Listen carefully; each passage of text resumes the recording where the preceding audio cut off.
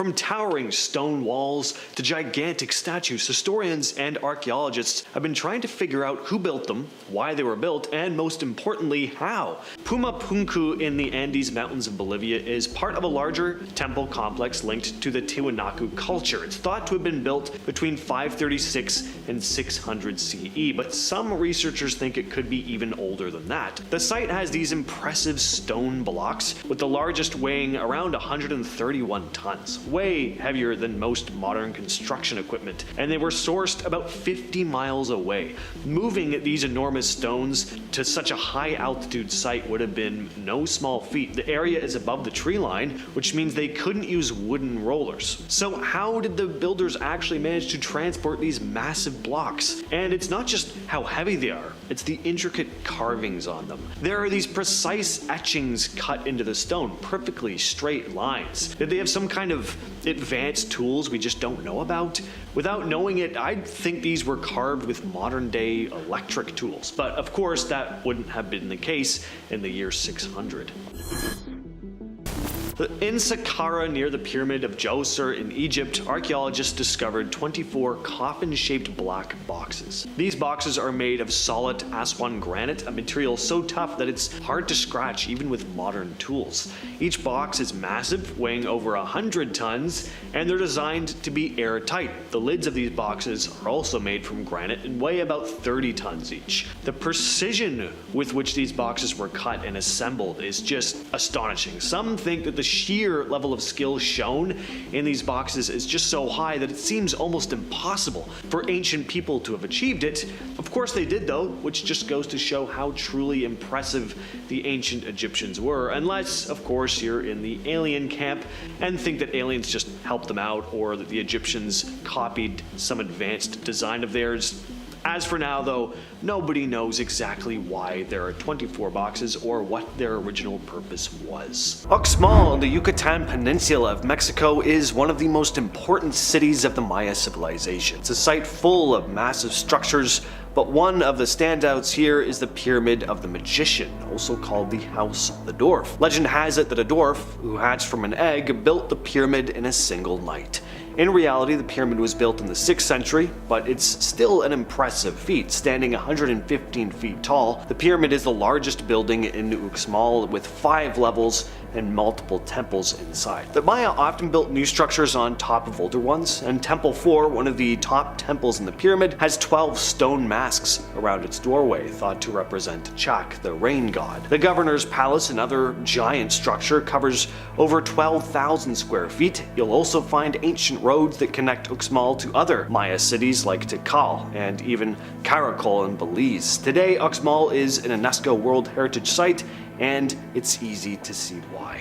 Chichen Itza is one of the most famous and impressive ancient Maya cities, located in the heart of Mexico's Yucatan Peninsula once again. At one time, it was a busy place full of religious ceremonies, politics, and trade. At its peak, it was home to around 35,000 people. It was built in a perfect spot near a bunch of natural sinkholes that provided plenty of water. In fact, the name Chichen Itza comes from the Mayan words chi, mouth, chen, wells, and Itza, which was the name of the Mayan tribe who settled there at the time. Chichen Itza was founded in the 6th century, but it really reached its height during the 10th century when it was influenced by the Toltec people from central Mexico. One of the most famous buildings here is El Castillo, the pyramid at the center of the site. At 79 feet tall, it has 365 steps, one for each day of the year, and during the spring and autumn equinoxes, the shadows create this illusion of a serpent slithering down the stairs.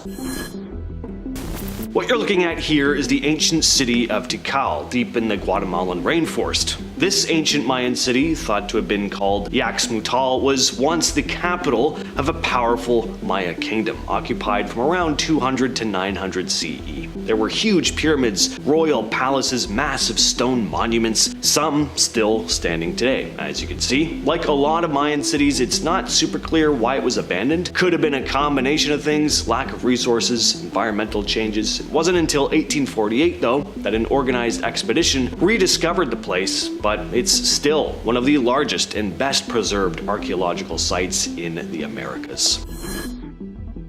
These are the rice terraces of the Philippines. They're a pretty breathtaking feat of ancient engineering. These terraces, carved into the steep slopes of the Cordillera Mountains over 2,000 years ago, are often called the eighth wonder of the world, and for good reason. The terraces were designed to grow rice, but the real magic is in how they were built, using the natural contours of the land and without modern technology. Generations of indigenous Ufugao people with basic tools created all of this. It's said the Ifugao people didn't just build the terraces, they became the land. They engineered intricate irrigation systems, creating channels and bamboo pipes that bring water from nearby rivers all the way up to the fields so that the crops are healthy even in the dry season. What's even crazier is that these terraces are still in use today. People are still farming rice on the very same terraces that were built over 2,000 years ago. Okay, now let's talk about Great Zimbabwe, which is definitely one of the coolest ancient sites in Africa. These ruins are massive. They're the remains of a city that was around between the 11th and 15th centuries. This place was a whole civilization, and the stone structures here are still standing today. The most famous part of the ruins is the Great Enclosure, a huge circular stone wall that's nearly 250 meters, or just over 820 feet in diameter. What's so wild about it is that there are no mortar joints holding the stones together, just perfectly cut granite blocks stacked up. The level of precision in the stonework is crazy, and we still don't really know how they managed to pull it off without modern tools. Now, we know that the Kingdom of Zimbabwe was rich and powerful, thanks to trade in gold and ivory, but there's still a lot of mystery around the people who built these structures. The lack of written records means we're mostly guessing. But the fact that a pretty sizable and advanced civilization had success in such a harsh region, dry with limited resources, makes this place seem almost impossible to have existed. Petra, oh how I want to see this place in person. If you don't know the place by name, you'll know it from images. Petra is an incredible ancient rocked city carved right into the cliffs of the Jordanian desert. If you've ever seen Indiana Jones and the Last Crusade, you've seen Petra. This place is so much more than just a cool looking set piece though. It was built by the Nabataean people around the 4th century BCE. And for centuries, it was a major trade hub. The city's carved into red sandstone mountains, and its most famous structure is the Al-Khazni, or the Treasury, which has a breathtaking, intricately carved facade. The entire city wasn't just built on the surface though. They carved out entire tombs, temples, and houses into the rock itself. They also had an insane water system that funneled rainwater into cisterns and channels, essentially for a city like this to survive in an environment that's super dry and harsh. Petra was abandoned around the 17th century though, and it took until the early 19th century before it was rediscovered by the outside world. By that point, nature had almost completely reclaimed the place. But even when you look at it today, it's still hard to wrap your head around how they managed to build such a monumental city in the middle of a desert, with technology that was pretty primitive by today's standards. In 2007, underwater archaeologist Mark Hawley discovered something incredible in Lake Michigan, a structure that looks a lot like Stonehenge, known as the Michigan Stonehenge. This underwater arrangement of stones sits about 40 feet below the surface and forms this circular pattern. And some of the stones even appear to be lined up in a straight row, which is certainly strange. So what are these stones doing there? Could they be the remnants of an ancient civilization? The way these stones are laid out suggests they were carefully arranged this way, not formed naturally. One of the most curious finds is a rock with what looks like it might have a mastodon carved into it. And to make it even more mind-blowing, these stones are thought to be around 9,000 years old, predating Stonehenge by about 4,000 years.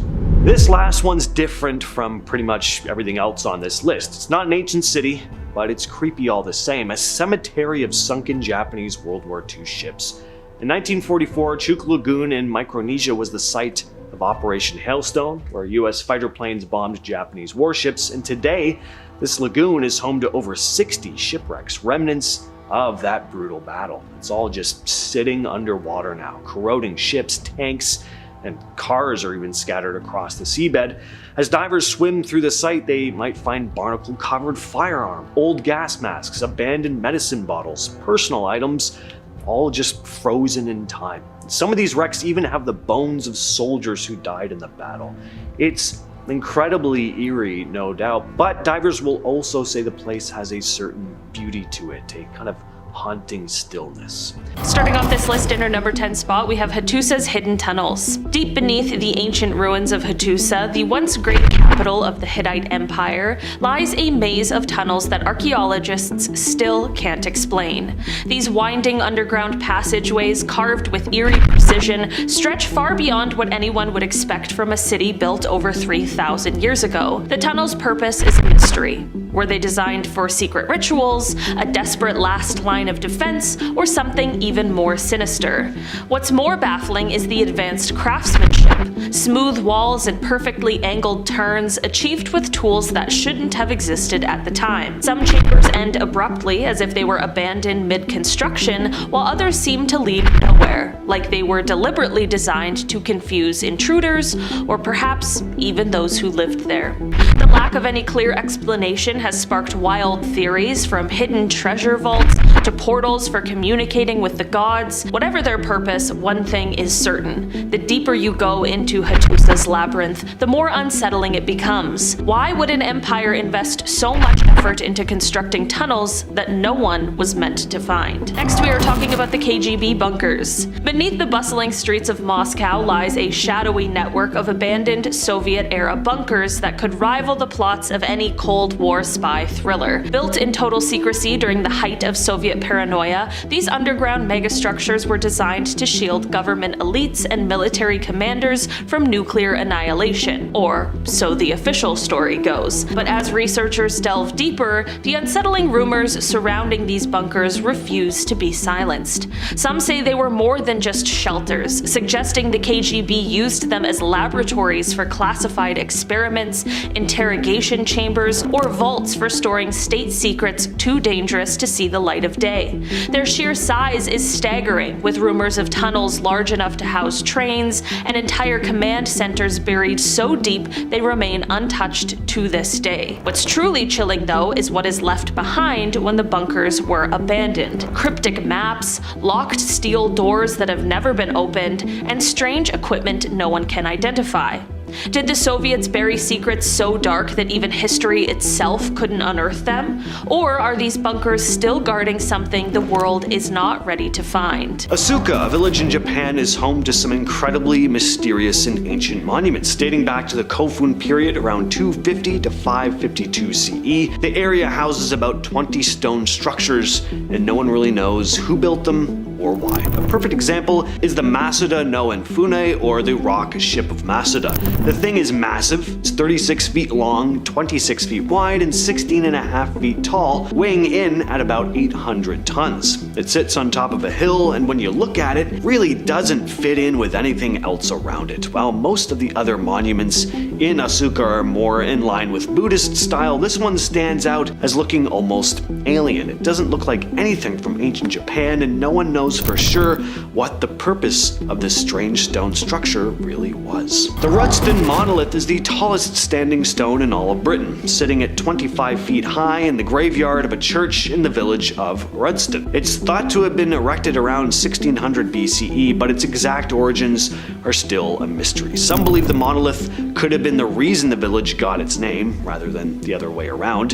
There have always been legends about the stone, though. One tale goes that the devil himself threw it as a spear during an attack on the church, but his aim was off, and it ended up stuck in the graveyard. As for archaeology, a man named Sir William Strickland did some digging around the site in the 1700s and found that the monolith might actually be twice as tall as it appears, with half of it buried underground. He also dug up a bunch of skulls, meaning the site may have been used for human sacrifice, but despite all of this, no one really knows for sure why the monolith is there or what it was used for. Now, unfortunately, this next statue isn't around today, but in ancient times, this was one of the 7 wonders of the world, the Colossus of Rhodes. The Colossus of Rhodes, an enormous statue of the Greek god Helios, built to celebrate the victory of Rhodes over Cyprus in 305 BCE. It was about 33 meters or 108 feet tall. At the time, it was one of the largest statues in the world. What made the Colossus of Rhodes so impressive wasn't just its size, but its design. It looked like something out of Lord of the Rings. It would have stood at the entrance of the harbor harbor with its legs spread wide and its arms raised as if it were greeting ships coming into the port. The statue is so massive that, according to some ancient accounts, ships were able to sail between its legs. No one really knows for sure how it was built or whether it truly stood in such a dramatic pose. Some say the legs were actually closer together and just stood on one side of the harbor. Unfortunately though, the Colossus wasn't around for very long. It was destroyed by an earthquake in 226 BCE, just 56 years after it was completed. The statue fell and then shattered into pieces, and it lay in ruins for over 800 years before being sold off as scrap. It was said that people couldn't even wrap their arms around the thumb on one of the statue's hands and have their own hands meet. That's how massive this thing was. The moai statues of Easter Island are some of the most iconic ancient wonders in the world. These massive stone figures, some as tall as 33 feet and weighing over 80 tons, were carved by the Rapa Nui people between 1400 and 1650. The moai are made from volcanic tuff, a type of stone that isn't easy to work with, but somehow they managed to carve them with remarkable detail. It's always been debated how the statues were transported across the island. Some people believe the moai were walked upright with ropes being used to sway the statues back and forth. Others think they might have been transported using sledges and logs. We also don't know exactly what the statues were built for, but they're thought to have represented ancestors or gods that were placed on stone platforms called ahu. These platforms were used for rituals and ceremonies. In our number 2 spot today, we have the Ziggurat of Ur.